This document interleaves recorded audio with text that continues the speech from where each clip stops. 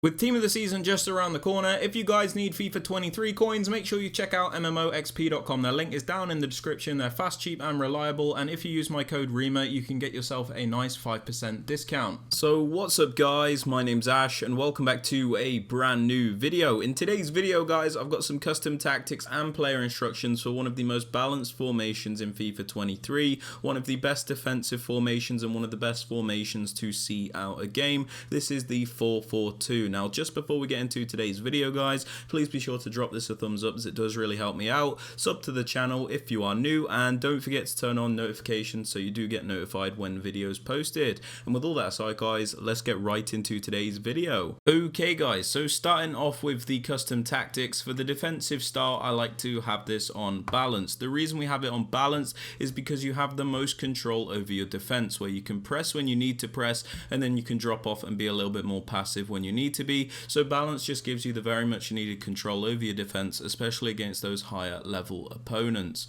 Now moving on to the defensive width, guys, I like to have this on about 42. The reason for this is so we can primarily defend in that narrow shape to block all those attacks through the middle, but at the same time we've still got that natural width to cover the wider areas if an opponent tries to attack down the wings. So that is the reason we don't have like a super low width, otherwise we would not be able to cover the wider areas. Now moving on to the depth, I like to have this on 55 in this formation. This is because it's a really balanced depth where sometimes your defensive line is a little bit deeper and then other times it's a little bit higher so you can win the ball up the pitch. This is really nice because it's not too low to the point where we're always getting pinned back, and it's not too high to the point where we're always getting through balled either.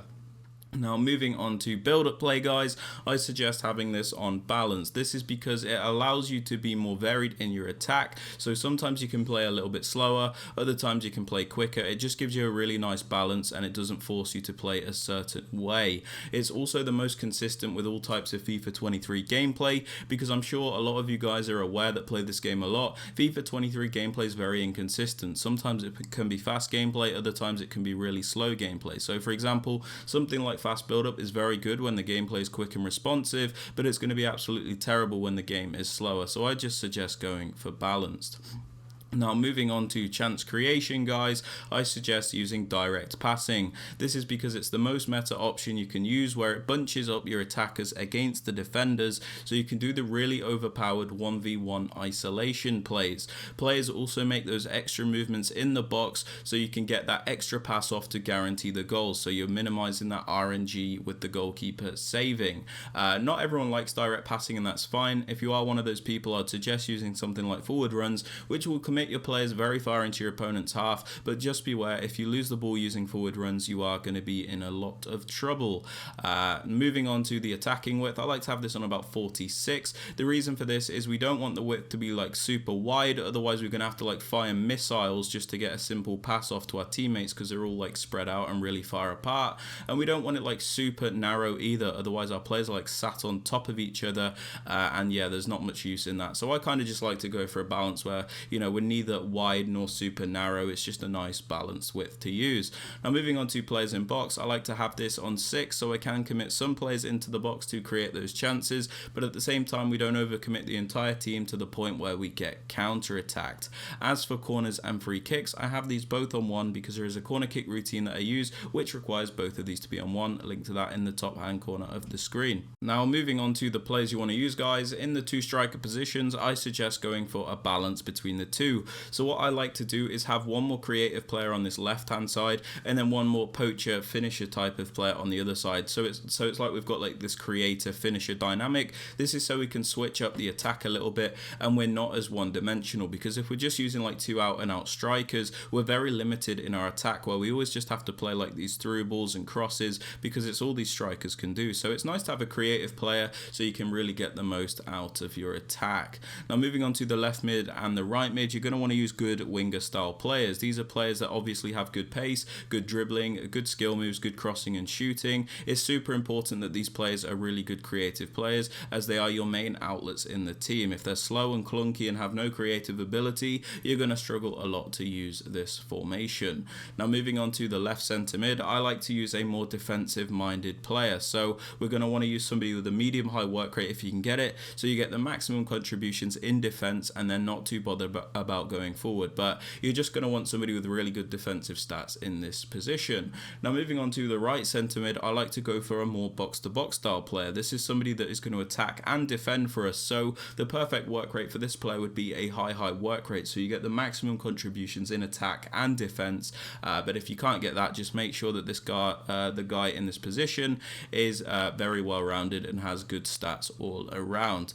Now moving on to the left back and the right back, I like to go for a balance between the two. So in my left back position, I have Roberto Carlos, who's a little bit better on the ball, a little bit more technical, but maybe lacks that defensive physique and ability. And then in the right back position, I've got a more defensive minded player in Cafu, but maybe somebody that lacks a little bit of the technical on the ball ability. So I just like to go for a balance between the two fullbacks. You guys don't have to do that if you don't want. As for the centre backs and the keeper, these just need to be as good as you can get them. There's not much to say about them. Now moving on to the player instructions, guys. On the more creative striker, I have him on stay central and mixed attack. We have him on stay central because it's important that he stays in the central areas where the striker should be, because we don't really want him drifting off wide. We've already got the left mid here and Di Maria to cover that area, so we want him to stay central so he's always in the correct positions. We also have him on mixed attack as opposed to getting behind, because like I said, this player can be more creative, so we don't just want to force this guy to get in behind all the time. Sometimes we want him to sit a little bit deeper so we can get more involved in the build-up play. Now moving on to the right striker, where I use my more finisher poacher striker, I have him on stay central for the exact same reasons as the left striker, where we always need him to be in the central area where the striker should be. And then we also have him on getting behind, so he's always looking to make those runs in behind to get as many chances as possible. But yeah, that is it for the strikers, guys. Moving on to both the left mid and the right mid, we have them on comeback on defense, get in behind and get into the box for cross.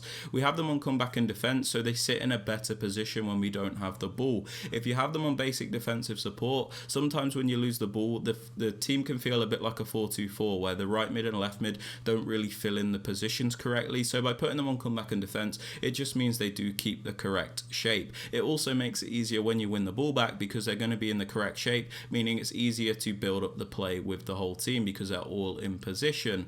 We have them on getting behind, so they're always looking to make those runs down the line to get us as many chances as possible. And then we also have them on getting to the box for cross, so when they approach the penalty area, they're not scared to commit into the penalty area to get involved in the attack. If we have them on balanced crossing runs, sometimes they can be a little bit static and they won't really get involved. Now moving on to the left centre mid, the more defensive minded midfielder, we have him on stay back while attacking and cover centre. We have him on stay back while attacking because he is a more defensive minded player, so we don't want him going forward. And then more importantly, we also have him on cover centre, so he does cover those central areas when we are defending. Super important to use that, guys.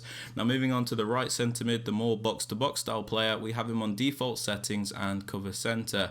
We leave him on default settings because he is a box to box player, so we want him to have a bit more of a free roll. We don't really want to restrict him, so we just kind of let him do his own thing. The only important thing is that we do have him on cover centre, so he does cover the central areas.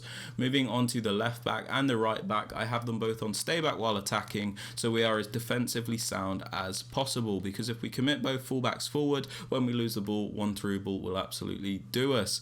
But yeah, you can commit one fullback forward if you want by having them on like balance, attack and overlap, but I really don't think it's necessary in the 4-4-2 as it's already got enough width in the formation.